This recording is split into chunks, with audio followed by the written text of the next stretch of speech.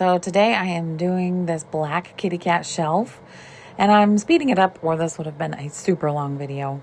So this is my just plain black resin. We're just going to do a plain black kitty cat. And I just pour from a little bit higher up. There were some little bubbles in that resin that kind of showed up a little bit later on. But it was super easy. Didn't take a whole bunch of resin. Just filling that kitty cat up.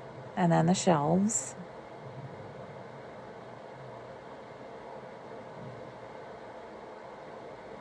I did kind of overfill that one there, and you'll see me kind of try to fix it here in a minute.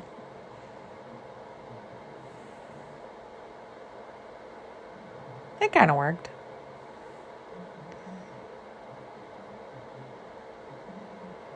I mixed up literally just enough resin. It was like the perfect amount, which never happens. I always either have too much, too little. It's never the same. And this is a lighter.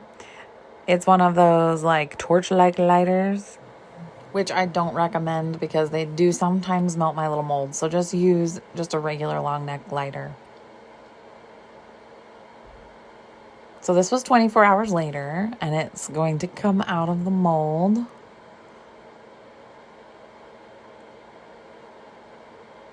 And actually, it probably wasn't a full 24 hours later because I'm being very careful. So honestly, I'm sure it was not 24 hours. If I know myself, it was probably not a full 24 hours. So there's the base. It looks really good.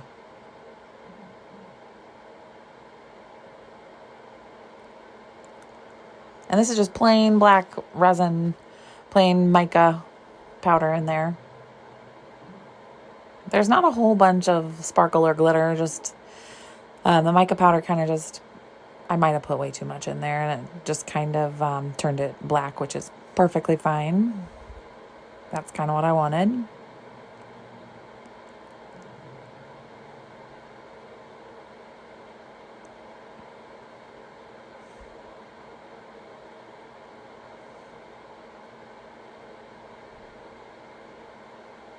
Ooh, yes, I loved how this turned out. Now I could have just left it like that because it looks perfectly fine.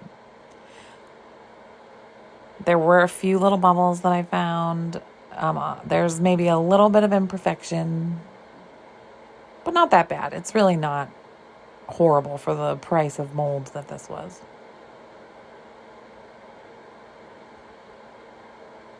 And I'm putting it together wrong. Oh, here I am. Oh, yep. There you go.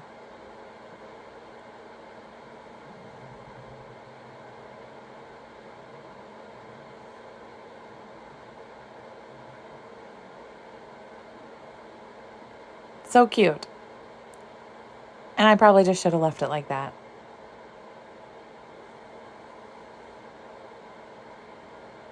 Because then in a minute I'm going to try a painting technique that didn't really work out too great.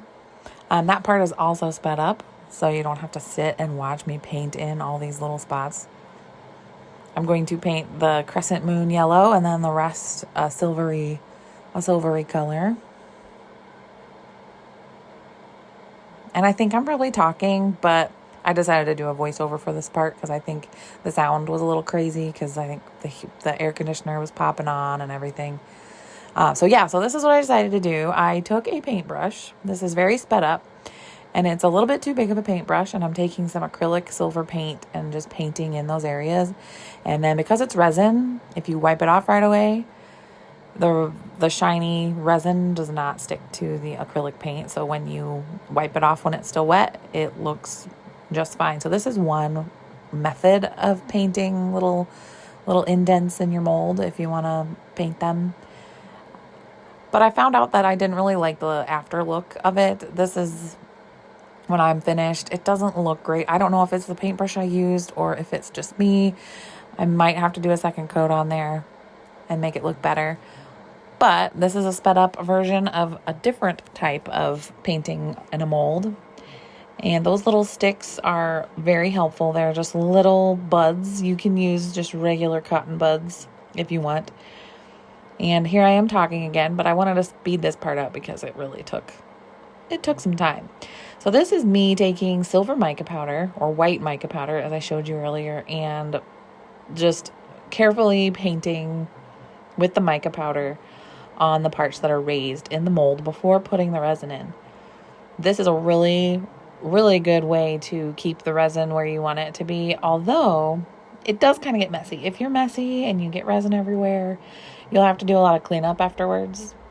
I wasn't too bad here, and there were lots of little bitty tiny things that I had to clean up and little bitty tiny stars to paint, and I kind of floofed some mica powder everywhere. But really, this is my favorite way of painting in a mold, because wherever you put the mica powder is generally going to stay, and then when you pour in the resin, when you magically pull it out, it looks fantastic. So you're going to see this in a minute, and it will look so much better than the way that I painted it before.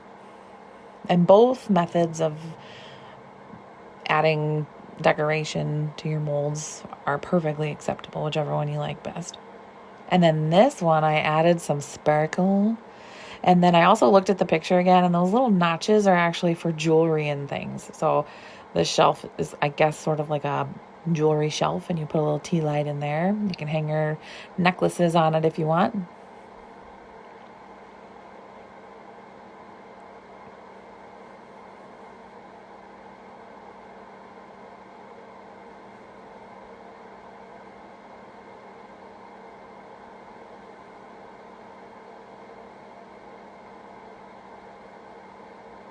Popping it out of the mold.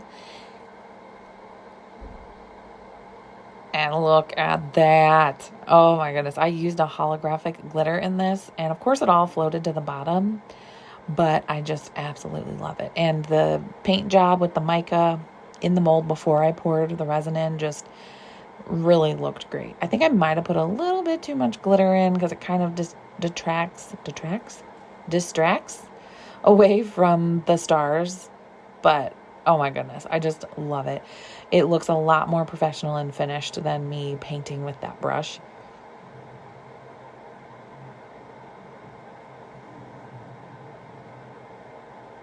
And oh my gosh, look at it. I'm just in love with this. I am going to make some more of these because I just love the holographic glitter, and the painting with the mica powder was perfect. You can do purple, you can do green, you can just leave it plain.